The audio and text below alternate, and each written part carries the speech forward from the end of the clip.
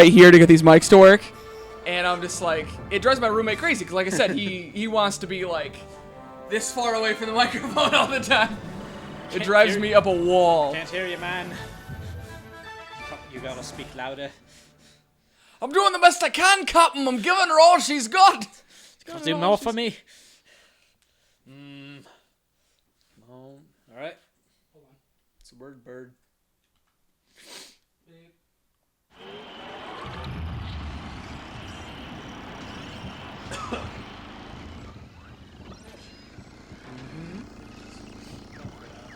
Yeah.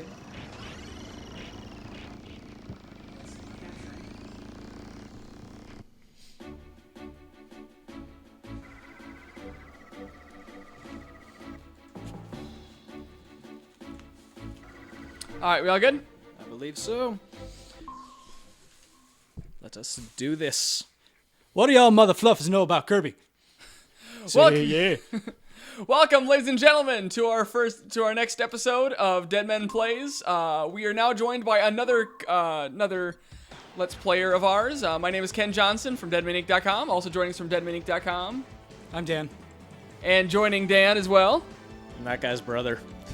Josh. Well, okay, you're infamously going to go down Oh no. as that guy's brother.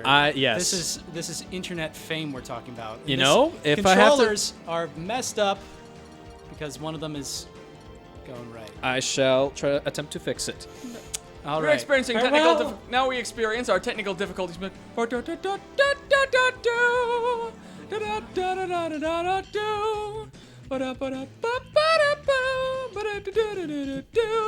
the magic run. Some kind of And we're back. And we're back. The gopher has returned. We're gonna put like a text tile over that of like a technical difficulties thing. So Something like that. that'll be fun. Will it be a Zoom with actual music? Like we'll just like fast forward just a little bit, and there will be actual music going on instead of that. Off goes the hat. Well, okay. Okay, so as we start this thing up real quick, oh, he took black and white Kirby from me first. That is correct. Black and just want white original. is forever. Son of a. Okay, I'll go with blue Kirby. All right, let's do this. All right, so let's talk a little bit about this game first, because I know a lot of people haven't heard of this game, and for those of you guys who haven't heard of this game, shame on you. Essentially, yeah. Kirby's Air Ride is one of the best unknown GameCube games you will ever play. I wouldn't call Okay, it no. unknown. Let's specify this. City Trial in Kirby's Air Ride is one of the best overlooked GameCube games you'll ever play. Okay, That's well, what's kinda I do nonsense. enjoy doing normal races every now and then, but I understand this is probably the best way to get into. It's easy. Like, Absolutely. It's the best setup of it, and I would enjoy seeing an entire Kirby game built around specifically City Trial, but like... As much as I love the regular Kirby games, I am glad that they actually did a bit of a departure with this sort of thing. Well, okay, I thought that for a long time, and I remember reading things about it at one point. I don't know if this is just speculation or whatever, but I think that this was supposed to be an adventure game. Like, it was supposed to be like full-fledged 3D Kirby game, but like they weren't able to complete it as such, so they like made it into this racing game. And again, this is speculation, so I'll probably have to look into it. So don't at some take him point. at his word, right? Well, yes. Because, you know, it's hard to trust. But, ooh. Oh, and, someone okay. damn. So if but- you look to our top Oh, left no. screen, you'll see one of the main mechanics in this game is not only finding other vehicles for yourself, but also the fact that your vehicles have the potential to blow up on you. And also by the hand of the other players, which makes it an excellent party game. Because if you hate Mario Kart because people will wreck you, but then you still want that little bit of power over them, this is the game for you. Because you actually have to have effort to destroy people. I don't Like know about this. that. I'm saying landmines are pretty easy. Hey! This is okay. It's a HAL game, so it's got a lot of the like Rubber band effect kind of stuff. It's got rubber band effect, but I mean it's got like a lot of hooks that you find in Smash Bros. And like it's all these like City Trial matches are just like really quick, real competitive matches, and it's got all these like bizarre items that you're like tossing around and whatever, and like can't random see. events. But this game's a mess. Okay, It's a beautiful mess, Great, but yeah, it's it's great, but specifying. it's a mess. Well, a lot of the mess is intentional, but No, I think that it's really poor balancing, and it's just like again other Smash Bros games where you can like look and say, okay, this is totally weird and stupid, but I understand it, and that's part of like the game's nuance as a result. Whereas like a lot of the cars in here or the stars are pointless. Oh yeah. Like there's no reason to have a lot of them. A lot of the power-ups kind of suck, but you just kind of like learn and you enjoy it anyway. Yeah. Because the core of the game is still really fun. Yeah, this, like, honestly, you could probably get anyone into this game. It has all the qualities of, it has qualities of multiple games, like it has the racing aspect. At the same time, though, it probably would put a few people off with its, like, randomness when you're doing City Trial, and the challenge at the end is God knows what. And yeah, you've been preparing a star the entire time, thinking you're going to, just win everything. It does not matter what the challenge is, you will win. And then it turns out to be the absolute worst challenge that you're faced with. Fair enough. So for those guys who haven't played this game before, a very quick description. So like a normal Kirby game, a lot of you guys are familiar with the Warp Star of the Kirby universe. Now, this game is different from that in the sense that it is experiments with an idea brought up in Kirby's Right Back At Ya, where you there have, multiple different stars. I swear I will mess you up. That is mine. Where is it? Son of a gun. I got you. That is Oh, correct. you Yes. son of a... I've got like Ultra Glide on a Wagon Star with a minute left. Okay. Anyway, so how this game works essentially is they put you into this big battle arena of City Trial where you can go around and depending on your strategy can open up 3 different colored kinds of blocks that all have different qualities depending on what your strategy is, with the hope of picking up the most power-ups and the best alternative vehicle that you can find, for the purpose that at the end of it there is going to be a big mini game, like a sort of like a track and field kind of thing, that the 3 of us are going to compete in, and whoever wins that mini game is going to win the match essentially. And depending on what power-ups you picked up will determine whether or not you have an advantage or a disadvantage in whatever minigame you're going to be. Unless, of course, you have the Shadow Star. And the Shadow Star wins everything. Yeah, that's what I mean. The Shadow Star is kind of a trump, whereas a lot of these other vehicles are just not great. And the Shadow Star is currently possessed by player 3, myself. Yeah, so... That is why they were exclaiming rather loudly at me a second ago. Exclaiming loudly, indeed. Oh, joy! High jump! Hello. So none of us will be good, except for... Come on, come on. And nope. I got 51 feet, he's still Oh, going. wow, yeah, okay.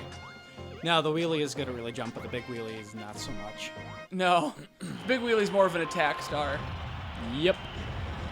And the Shadow Star is an everything star, essentially. It is very good at gliding, attacking, speed, has decent health, although it can pretty easily be destroyed if people know where you are. And a lot of times, that's what I was talking about earlier, where it has that element of, if you want destruction, then, go and destroy your friends. It's... Depending on how you play the game, it can be very easy or very difficult. Yes. You can either attempt just to ram them and do a sort of spin attack, or you can search out items like bombs and the sword and all these different abilities that Kirby has accumulated over his, repertoire. I will say, of all the things that are awesome about this game, this is the thing that makes it the best. Which one? That right there. Oh, you just... The fact that before you even think about whether or not you're playing another game, you're playing another game. You are, Right. in fact. Again, very kind of like Smash Bros. In that regard, where it's just like... I just want to get back into it. There's not a lot of, like... Celebration. There's not a lot of time to get into these things. You got it! You just up and start and keep playing. Absolutely. So, like, it's also... it's great when you... Oh, dear. You've gone through a match and you've got everybody completely upset at each other because, darn it, I wanted that Shadow Star. Why'd you have to deprive me of it? You didn't need to put that landmine there. It didn't help you. Now I'm just upset. So instead of dwelling on that, you begin the game right away. Indeed. And there are also those moments where you have your comeuppance, where like you fight over a Rex Wheelie or something with somebody, and then realize that like after all that fighting, you're on like Target Smash or something, and then you're like, oh no, by all means, you take it. Right. Yeah, the you game can will prepare the best you can, but this game will screw you over every now and then. The game will give you little hints as to what the event at the end is every now and then. But then every so often it'll also lie. Yes, every so often it will lie directly to you because it's like that. Because Hal has a sense of humor. Oh! Nope. You didn't have to do that. I really did.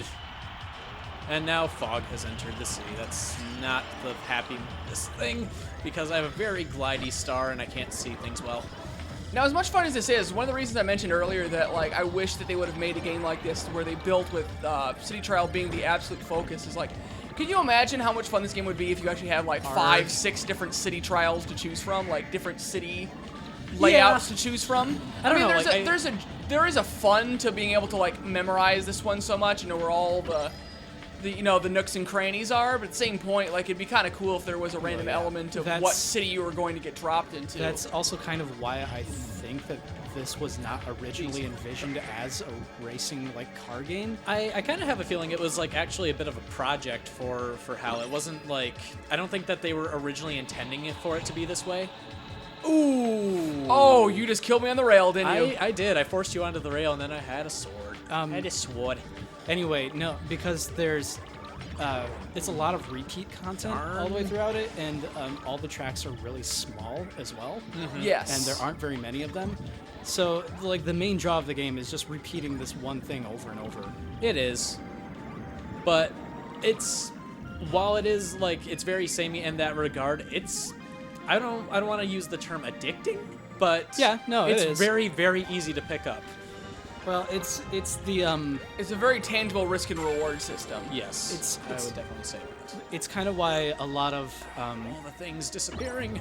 There's a lot of like push for roguelite stuff these days, because oh no, run Kirby, death has come. Oh, burn. Anyway, it's the uncertainty of how another round is going to go. Ooh, it's a killer machine. Coupled with just how quick the gameplay is, and right. Oh my goodness. And yeah, like you're saying that you're back into the game before you know it, and it's a whole new game, and there's no like carryover from the previous game. So it's like it's a familiarity with it, but it's still enough unpredictability to make it really satisfying to start with the game. Yes. So it's like anytime you're playing Settlers of Catan or whatever, it's got that nice combination of like a really streamlined kind of idea and mechanic, coupled with chance and strategy and some skill, and like all of those go into like a really satisfying, quick pick up and play kind of game. Plus, it can't be understated. Like, although at times I wish it was a little bit more complicated. Like I still don't have a car. Just by the way, how is this possible? I mean, I know I blew up, mostly blew up the one that you were going for. Mostly? Yes, it was on fire, and then you decided not to go for it. No, and then I got killed. Oh, did you? I was not aware of this. Anyway, so evidently it was not my fault. It was probably your fault. It was not my fault. It was all your fault. Why do you gotta be that way? I'm gonna fuck you. Hey. Oh, the problem with the warp star. That's way too glidey.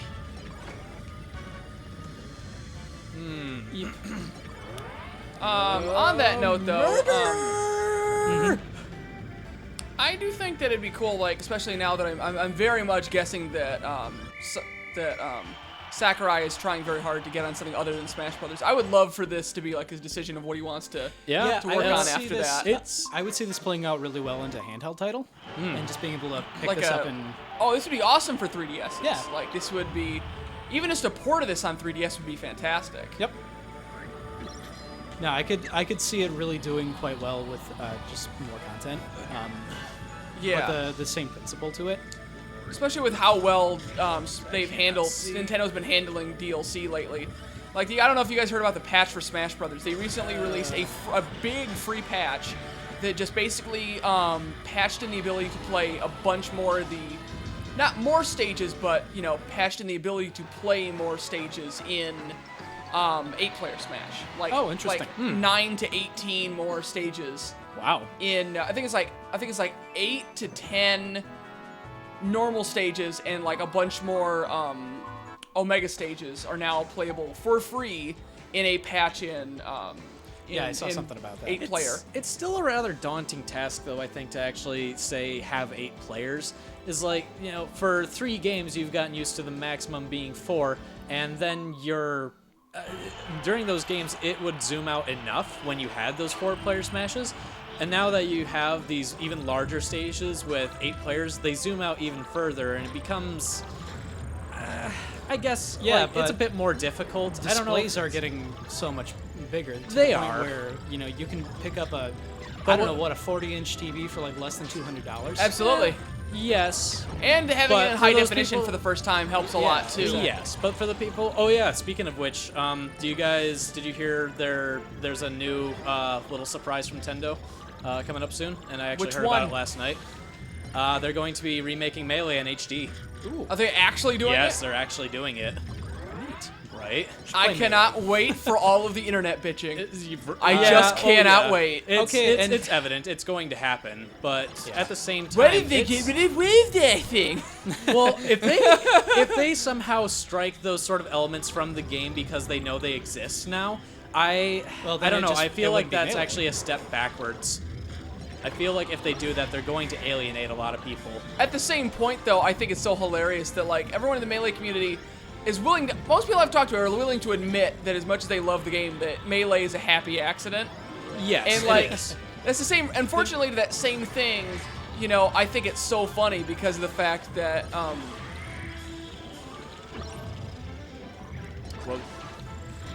Yeah, no, it's kind of lose track. you know, there's the fact that, like, it's the same reason I've made the argument with my roommate before. Like, after they thought that for a second at, the Sony press event that they were going to be remaking Final Fantasy, like, actually remaking Final Fantasy VII. Yeah. And they found out they're just putting on the PC port Yeah. to the PS4. Even though the graphics were good enough, they could have put it on the PS3 years ago, but they just decided not to. Anyway, but the funny thing about that was the fact that, like, we had all these arguments about the reasons they'd never do it, also because people are still buying the old version, so, like, why would they? Right.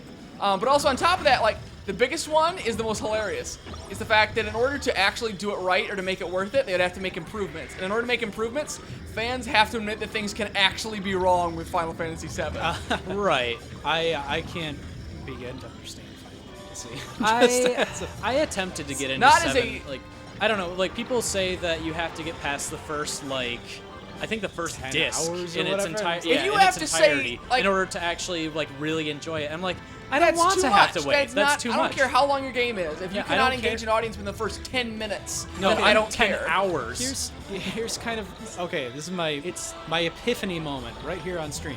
I think that Square Enix really should and wants to make point-and-click games, or like a point-and-click adventure type thing. Like, they're getting to the point where they really love their game worlds and they love their stories and characters, where they would rather focus on that and sacrifice gameplay. Right. And you know, it's like if you don't have to pad out your game with hours of tedious battling or anything like that, then, you know, whatever, maybe they should give it a shot. But Yeah, I mean, I have nothing against them venturing outside of the RPG world. God knows they've already done so. But no, but what I mean is that, like, I thought that 9 had the like perfect in between of kind of experience and gameplay, or, you know, kind of like the difference between like Gone Home and other games. So it kind of had that in between where, like, a lot of the charm is in the kind of unfolding relationships and just being in the environment. And then at the same time, it had pretty well condensed and focused like action moments. And I think that there's been kind of a decline from that. And I guess, I mean, I can't say It's hard for, like, to speculate on that because of the fact that we've been stuck in Final Fantasy 13 universe for so long that it's hard to really see their vision of the Final Fantasy universe in anything other than specifically their decisions involved in Final Fantasy 13. How long has it been now? The past 3 years since it's they've not seen. just We got a legendary. This is crap. the Hydra. Problem with Hydra is that it takes incredibly long to charge up. However, once it actually is finished charging up, it is fantastic because it will kill anything by touching it. So you see, and it wins every drag race no matter what. Anyway, But apologies. But it needed to be said.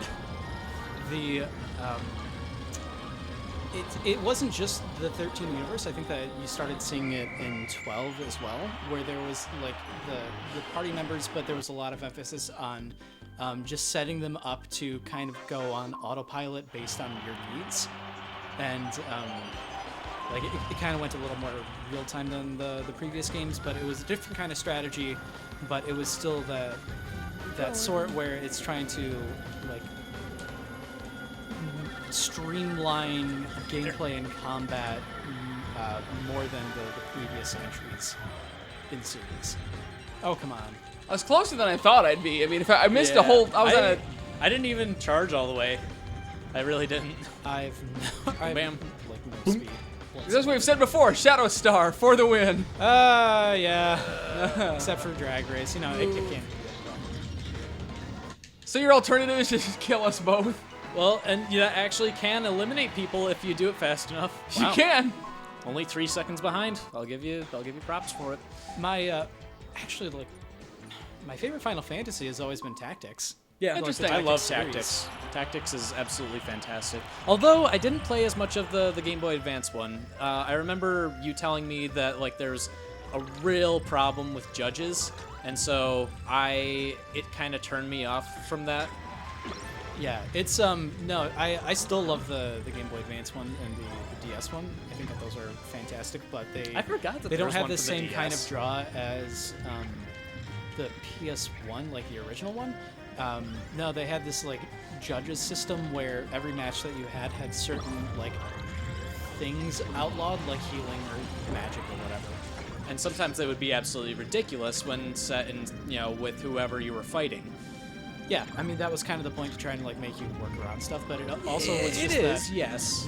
it was clearly designed to be a handheld game, which was awesome in terms of like combat because I could just carry it around with me, and it's like I've always enjoyed it as almost a more in-depth sort of Pokemon kind of fun, because you have like these different characters that you are raising up like from nothing to godlike status, and you build this like emotional connection with your units, even though they don't have any story or whatever. And there is the clear-cut potential for them to die. I mean, it's not nearly as easy as in games like Fire Emblem, but it's still possible.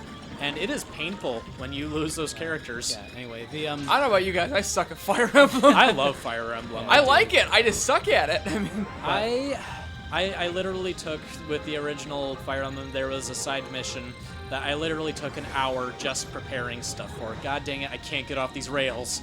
Well, it wasn't until the newest Fire Emblem they gave the option of turning off permadeath. And like the thing is that... Yeah, in Awakening you can. You can. Now, here's the thing that bugs me with that, though, is that, like, they put that in response to the fact that, like, the problem I have with it, though, is that, like, the permanent system is nice, but the problem is that, one, your skill in the game actually starts to, like, diminish, like, how good of an experience you have because big portions of your story are destroyed based on your talent level. But on top of that, the game cheats. Like, it legitimately cheats. It is physically impossible, built in-game, to make it through that game with everyone alive, no matter how good you are. Well, because the game bends the rules. That bugs the crap out of me. Wait, in which one? Awakening? Yes. In what sequence? Like, I've played through several hours of it. I think it's like a fog or an event map that happens that forces characters that will die. Oh, Like, no, it it just makes it really hard to keep them alive. It's not impossible. Yeah, that started in the one of the for the GBA SNES ones. that they remade for the DS, Shadow Dragon. You have to kill someone. You can't avoid it. Really? Yeah, there's a How's that mission work? where you have to let someone die. So wait, you have because to just like leave them to Yeah. be. Yes. I've never encountered that in the series. Right, before. and neither had I, because previous to Shadow Dragon, I had only played the original one for the GBA and Sacred Stones, both of which are fantastic. Well, they aren't the original either, dear, so- no, they're not. But Shadow Dragon actually isn't either. It's off of the SNES one. Yeah. See, I only just recently saw footage of the NES one. It is like really odd Wait, I think comparatively. that Shadow Dragon was a remake of a NES one. I don't think so, but I could be wrong. But in any case, yes, I was not aware that I still haven't played Awakening, so I wasn't aware of the potential elimination of the permadeath. Well, yeah, it's an option, but moreover, I've never seen any scenario which forced you to kill characters. Right. In the case of Shadow Dragon, it's a mission where you have to escape, and of course, it's one of the very early missions, so you really you don't feel any big attachment to any of the characters yet, but it's still one of those things like, oh, Right. you're making me kill someone. But, a couple of my quandaries with that would be whether it's like a scripted sequence where the character is supposed to die anyway, or if you've got like a choice of like a throwaway character. Sort of like you get to Because- choose who dies, but Right, it has to happen. You cannot avoid But it. then if it's like a scripted thing with certain characters that have to die, instead of just being like, it forces me to like sacrifice somebody on the map. That's a different thing. Also, it's, God, what was I going to say? Like there's that kind of a thing, and then there's like in the previous games where you could like follow one of the different characters or something like that. So if it's a matter of like playing through it multiple times or whatever, or if it's just like Yeah. At I'm the same not point, though, catching when it's what you- character-specific permadeath, and then you run into a problem of like you almost force yourself to be unattached to a character. Like I haven't played through Final Fantasy VII before, but if I did, I'd be like, well, I'm not gonna train Aerith up. She's gonna die anyway. Spoiler geez. alert. Yeah, nice job there, Ken. Well, yeah, I used to do the same thing because that would happen in Final Fantasy Tactics on PS1, where there were certain scenes where, like, in-game, a character would turn on you, and all of a sudden they'd be fighting for, like, another side or whatever. And so I learned that I would strip that character of all of their belongings and equip my other characters with it, and also just, like, never level them up or whatever. Yeah. I don't know, I kind of like that there's that element of surprise, but at the same time, when there's, the save states, you have the potential to just ignore that and just, take it back, get all the stuff back. And it's, I don't know, I suppose that's the same is true of any game that has a save state, where you can tell what's coming and say, oh, well, I'll just go back and not let that happen. Well, that's a different thing. But at the same entirely. point, though, that also brings up a problem of, like, in games with, like, extreme difficulties like that, it makes it so that in those situations where it is the game's fault that something goes wrong, it makes it that much more annoying when that happens. It does, yes. It's like with Dark Souls being as hard as it is, it makes it so the moments when the game design is actually lackluster and the game does actually get cheap, that it makes it that much more frustrating because the game is, this game has made this basically has made this promise to you up until this point. You have this covenant of its quality of, like, if you do this right, if you keep your head squared on, you will get through this game. And then it lies later on. I mean, I suppose that can actually be a good thing, though, because if you tell players that sort of thing, they get into this false sense of security with the game, saying, I know what's going to happen, I know what to do. No, I'm talking related to difference between. I'm talking about like, with Dark Souls, like where they string difficulty specifically attached to like its platforming, or when you have segments where the game design is just cheap. It's not really skill I'd say, design, like, but it's just cheap. Okay. Probably, For instance, like, I don't know if Sense you've gotten this Fortress. far into it. Yeah, that's where I'm stuck. Yeah. I don't even want to play the game because Sense Fortress is so annoying. Sense Fortress was the first time in that game where I like legitimately got frustrated with the game. Where I'm like, this just isn't fun anymore. Yeah. Like I'm the same way with the final boss of Shadow of the Colossus. Like, yeah, it's, exactly. It's how come the final boss of this game is debatably the worst designed boss in the entire game? It's because interesting. it's like the other ones have that like combination of being an enemy and a stage, whereas the last one is just a stage. Yes. And the lasers are really annoying because there's no point to it. There's no dodging it. There's no skill around it. It's just just when he's annoying. shooting at you? Yeah. You can dodge that. It's part of it. You've got to find like certain moments of cover. Yeah, I know. I understand that, but it's still you're opening. But once you get hit once, your process of getting back up, you fly far enough that you will get hit 6 more times and then die, no matter what. Once he knocks you out of cover. Where I'm like, look, either just kill me in one hit or miss, but don't string it along for 2 minutes. Right, don't and play give me a with false me. sense of security. Don't play with me. I am not a toy. My problem with that in that fight isn't that there's a false sense of security. It's just like kind of going against the organic unity of the previous Colossi. Yes, the bridge, like you said, the bridge between platforming and combat. Yeah, and the last one is just here are these very obvious things that I have to do in order to beat this boss, and there's no discovery on my part. And it's not. It's just sad. dealing with the frustration of like getting past certain obstacles. It's time consuming, not difficult, which is what frustrating. Oh, you fell. Well, we're gonna make you assume in your head that it's that much harder because of the fact that it takes you that much longer to climb it. Yeah, I guess my issue with that final boss is that there's no player discovery in it. No, there's not. It's just There's execution. It's the execution, yeah. And then I guess that still kind of goes against the what's been like brought up to be expected and appreciated throughout the game, and then all of a sudden at the end kind of defying that. Absolutely. Like, it's not enough to sully the rest of the experience. It's just enough that it made me not want to actually finish the game, technically. Like, I'm like, you know what? I've already experienced what this game has to offer. I'm good. Like, I'm just so frustrated. I'm like... If you haven't finished that game, you need to. I know the ending, but, like, as far as, like... The whole experience of that conclusion is really great. I need to at some point. Like, I've only ever gotten, I think, to the 3rd or 4th Colossus. I've never really played very far into that game. But yeah, in terms of Fire Emblem, I guess my question is still if it's scripted or if it's just a sequence that I can't get through without sacrificing one of my units. Yeah, at the same point with that style of game, my problem is this, like, I understand the emotional connection, but, like, with, I don't know if that series or, like, that style of game is one where I immediately would say that permadeath is the most needed or, like, needs to be the biggest dramatic focus. I think in Fire Emblem it's definitely important because part of the fail state is imposed upon the player, because I won't go through the game if I've had a character die.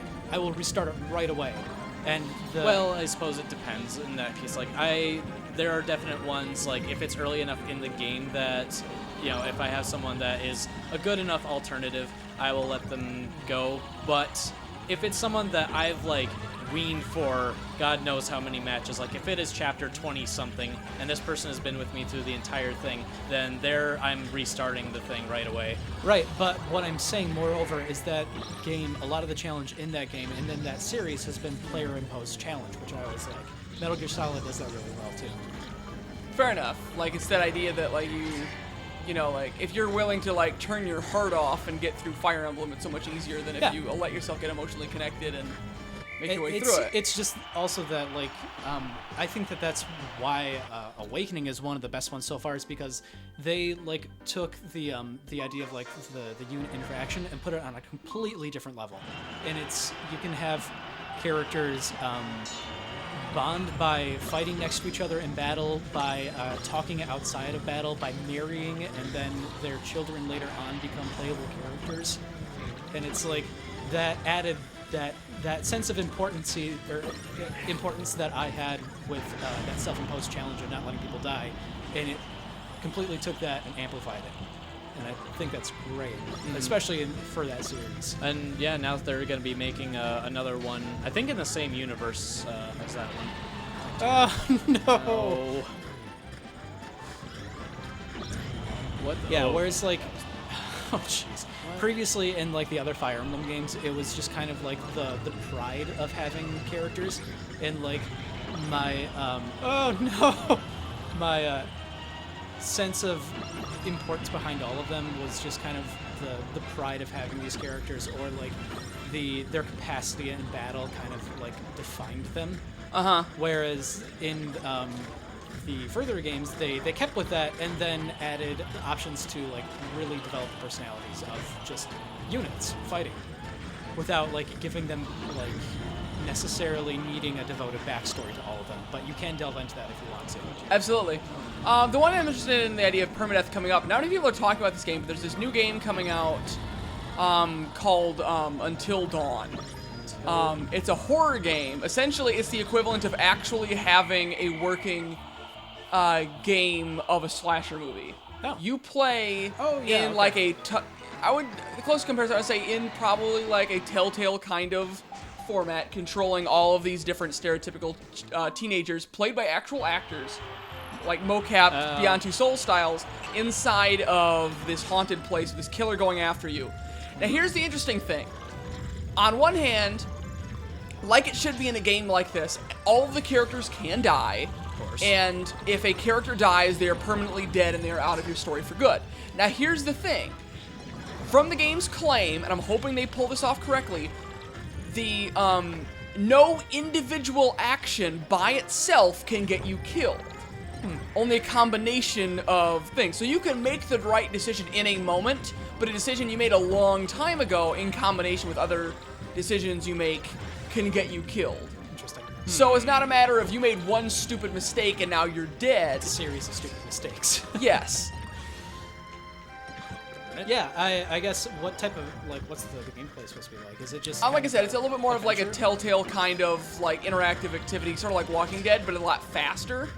So, It reminds me of like the like Genesis and like Sega Saturn like FMV. Yeah, adventure it games, is. I like mean, it Minecraft. is technically considered in what most people consider to be QuickTime events, but I find that the way they do it is a lot more climactic. They do a lot of like the Resident Evil fixed camera perspective kind of thing, which for a game like that is incredible. But the other thing they do is they actually have a unique mechanic. This is for PS4, by the way. They have a mechanic that during like high tense moments, they actually force you to keep your nerves and hold the controller perfectly still. Huh. Like there's a blue sensor on the screen that you have to keep the reticle in the triangle to represent your character being able to breathe softly and stay calm. Oh, the mimic items. So, and you'll make simple decisions like whether or not you choose to keep running or hide behind a bed, whether you choose to fight back or hide, you know, stay hidden, try to run, you know, attack the creature, whatever. That sounds pretty Telltale-y. Now, like I said, they're saying that there's gonna be actually real actors playing some of the characters. Like the one in all the trailers so far is actually played by Hayden Panettiere. Is playing one of the actual people in the house. Like voice acted look, kind of like L.A. Noire or Beyond Two Souls with Ellen Page kind of thing. right. Yeah, I was worried about that. I don't know, like, well, the Beyond Two Souls, that was the same maker as Heavy Rain and Indigo Prophecy, Yes. Which, to be fair, I like Heavy Rain. I really do. right? I The have not problem played with- it yet. Well, the thing that makes Heavy Rain better than Beyond Two Souls is because it's made in a genre that actually fits that style of gameplay. You know, because you're playing like this, like you know, this twisted, multi-perspective detective story, rather than Beyond Two Souls, which is a supernatural Call of Duty game with the control scheme of L.A. Noire. It makes no sense. I've never been able to figure out what Beyond Two Souls is. Right, like, I've seen stuff for it, but I've never The cared enough to problem, really look I into like it. David Cage in spirit, but the problem is David Cage, I like his style of game. The problem is that David Cage in his heart of hearts believes that his games are better than normal games, and that all games should strive to be like his kind of games. So That's the problem. he's very opposed to change. Yes. Now, don't get me wrong. I do think that even though not all their projects are fantastic, I think the industry could actually strive to have more pretentious avant-garde kind of David Cage people out there. You mean just kind of more auteurism in video games? Yes. Yeah. Well- Not that David Cage is a good example of guys like him, but he is a guy that, you know, he's a game developer Right, who but- makes his very own specific He knows what he wants. kinds of games. The world needs more Hideo Kojimas and Tim Schafers. Yes. I was gonna say that a game needs more Ken Levine's, but that's just me. Or Ken Levine's. But yes, the world could use some more Tim Schafers, some I more would James not, Gunns, I would some not more. argue with that. Yeah. I think the one thing we're gonna get closer to that that's been really cool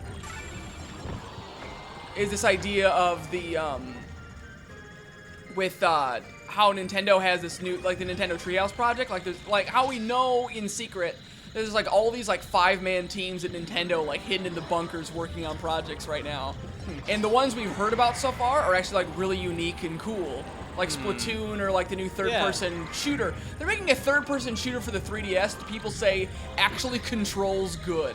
Yeah, like that is crazy. A lot of people like doing E3 coverage gave a lot of praise to Splatoon. They gave it more footage than they intended. Like they originally were going to cut to other games during Treehouse.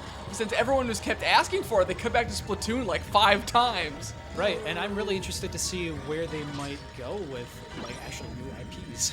Absolutely, Splatoon has definitely got franchise potential. Yeah, it's also just, I mean, like I miss the days when Nintendo would come up with just really off-the-wall, quirky, creative things. Yeah, and like now instead of sequels. It's not that I have a problem with that because they're still really great at refining their formula. Yes, but I'm always eager to see something new from them. Mm-hmm. At the same point, though, there's been so much problems with unexperimented games in the industry so far, like recently, that like after a while, I get to the point it's kind of hard to criticize Nintendo for like playing it safe but good every now and then, only because compared to other things in the industry, they're so unpolished. Like, I think sometimes people consider like polish or secure or that kind of thing is just like a dirty word these days. Yeah, it's one of those things that people keep tossing around without further understanding, like bad design. Or people that misuse the word innovation. Yeah. Like, oh, just because it's a Mario sequel doesn't mean it's not innovative. Like that's not technically true. Like Nintendo is very good at understanding like the simple joys at the core of its games, and it keeps on refining the experiences to like really cater towards those like different sensations of discoveryment. Discoveryment. It's my favorite new word.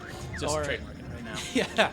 Or like the precision of Mario platforming and things like that, and they're constantly working towards trying to make that a better experience. Mm-hmm. So I can really appreciate that they are, as much as some people feel that they are just putting out the same thing, they really aren't. They're trying to take those core understandings and continuously improve upon them instead of just rehashing them. Mm-hmm. And people don't realize also that like as excited as you guys are for games like Splatoon or Captain Toad's Treasure Tracker, like unique stuff like that, the problem is people don't realize that the only reason they're able to do stuff like that is because of the fan dedication and the financial backing, the backbone they get from releasing games like Super Mario 3D World or the next Zelda game or whatever. They know that they'll have a select audience that is guaranteed to pick up these titles, and it's with that extra, finances and that extra security that they can say, hey, we made a little bit extra money on this game. Yep. Why don't we put that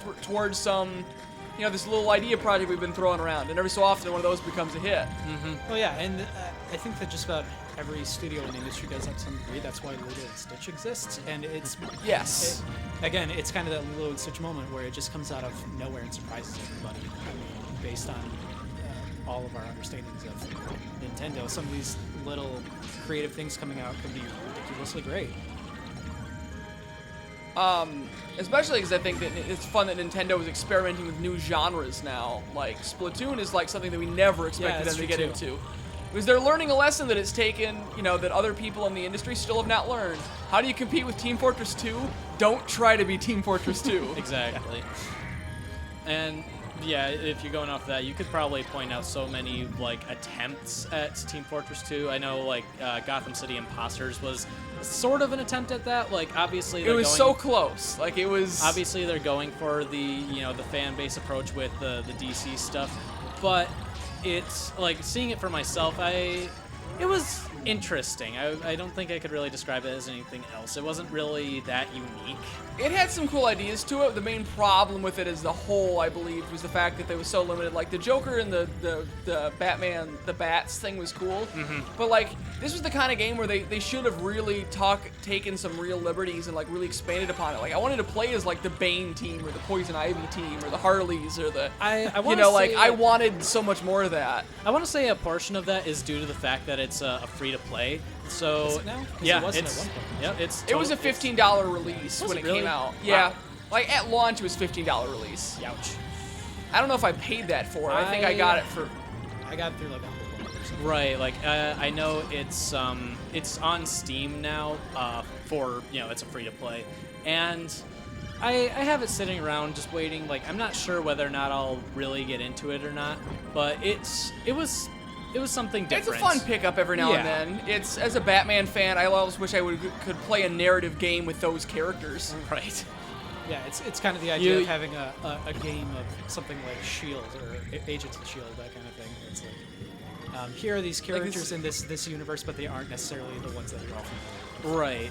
So, like, Ken, are you saying, like, you essentially want to be the guys from the beginning of The Dark Knight who want to be Batman, but just are, not doing so well, hot? I like the idea of the Gotham B team, you know what I mean? Like, right. Like, it has a little bit of that, like, the slightly more adult Saturday morning cartoon vibe to it. Yes. Which, as you guys know, I'm a huge Saturday morning cartoon guy. Of course. 6 ways to Sunday. So, like, I actually, at one point, this would be a fun kind of topic to throw around here. Originally, at one point, I threw on this fun idea. Let me know if you guys can come up with any other ones. But I wanted to do a list on my channel eventually of the top,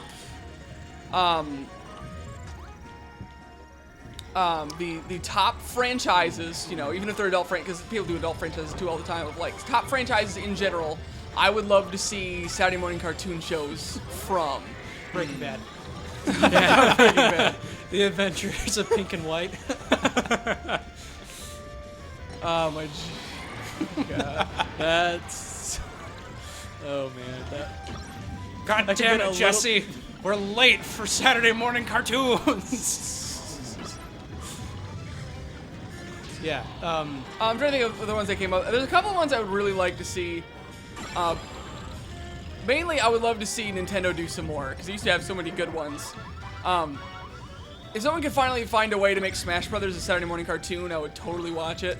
Yeah, okay. Where the heck was it? It was, I was actually hearing from a friend the other day. Some kid, since Brawl came out and it had the story of the Subspace Emissary, has been writing a story about Super Smash Brothers since it came out 7 years ago. The thing is like, I want to say like 4 million words long, and he's still going. Really he's like, fan fiction. Essentially, yes. But apparently, like this, I'm kind of legitimately curious about this because, I mean, I love Smash, but at the same time, I'm like, how the heck are you supposed to make this? What's going to come of this? I mean, you have this wide variety of characters, and it'll basically just be Star Trek with Nintendo characters. Oh, crap. Kind of. What? Oh no, that's a bad one.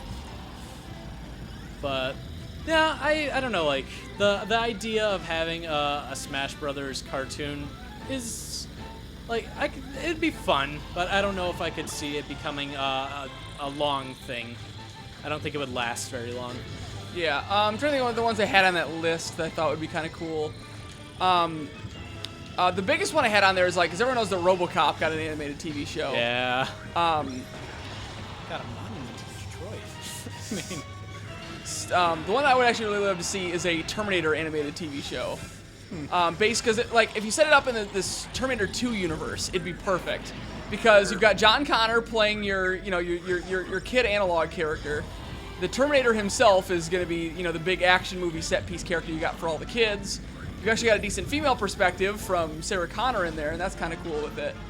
And there's no reason you couldn't bend the canon a little bit to say, oh, and they keep sending back all these monsters or crazy things from the past in order to try to kill John Connor again. Yeah, but that's the wonderful thing about Terminator is that it exists better as an idea than a specific canon.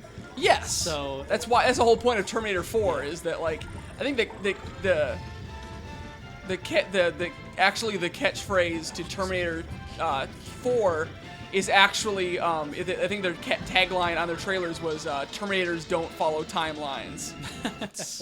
Yeah, something like that. Or Skynet doesn't care about timelines. Something like that. Because the way it would market it, because it would actually work on that thing, we just call it Terminator: The John Connor Chronicles. Yeah. Yeah, they had the Sarah Connor ones. I never did watch that. I watched a little bit, but for me, I can't beat Terminator 2. Terminator 2 is like my third favorite movie of all time. I actually like. So it's kind of hard to. Surprising. I think that it's in the I really like that distinct 80s aesthetic where it almost kind of has like that John Carpenter look where it's like very colorful, but there's like a high contrast between like really dark shadows and bright colors and stuff like that. Like I like them both, but I think the same problem with that one is the same reason that some people choose, for no judgment, but like some people choose to like either Alien or Aliens. It's just the dynamic difference between, because both of them are good movies, but they're very different. Terminator and Alien are both horror movies. T2 Judgment Day and Aliens are both action movies. Yeah. And they're both really good action movies and really good horror movies. It just just personal preference. Aliens and Terminator 2 are practically the same thing. Well, it was the same director, so. No, I know, but I'm I guess like I haven't seen Terminator 1 or 2 in a while, so like a lot of what stands out to me is the tone and visuals. But the writing in 2 is fantastic. I remember that. I really don't like Sarah Connor. I don't either. That's strange. That's like the thing that most people love about that movie specifically. No, well, okay. I'd say with Sarah, the problem with her is that she takes the route of like, from the first one, she just becomes this, commando badass that people are like, oh, this is a strong female. No, it's not. This just happened.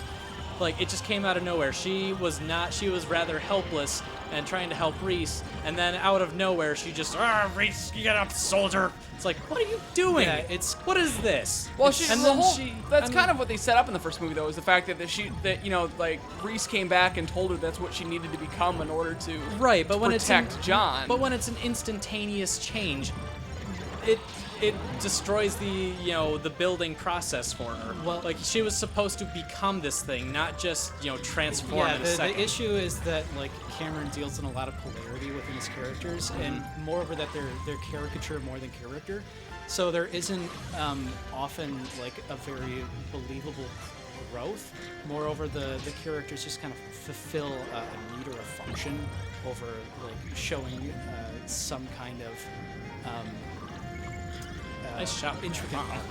I hear that, but at the same point though, it actually goes quite a bit different. Where like I feel like that both John and the Terminator themselves play larger arcs in Terminator 2 though.